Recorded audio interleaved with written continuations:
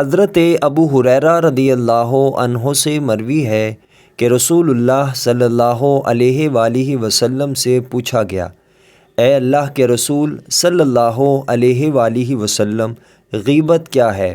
آپ صلی اللہ علیہ وآلہ وسلم نے فرمایا، تمہارا اپنے بھائی کا ایسے انداز میں ذکر کرنا جسے وہ ناپسند کرتا ہو۔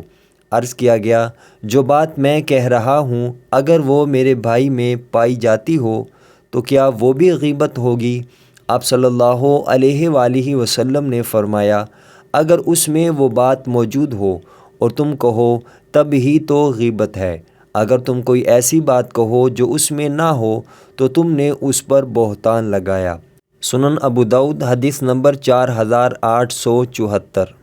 حضرت ابو ہریرہ رضی اللہ عنہ کہتے ہیں کہ رسول اللہ صلی اللہ علیہ وآلہ وسلم نے فرمایا، کسی مسلمان کے لیے حلال نہیں کہ اپنے بھائی سے 3 دن سے زیادہ میل جول چھوڑے رہے۔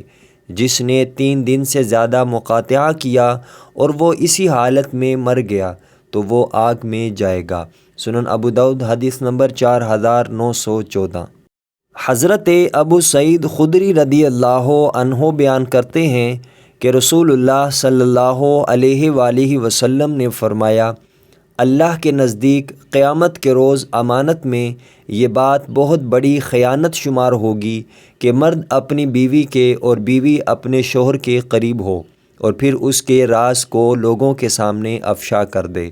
سنن ابو داؤد حدیث نمبر 4870۔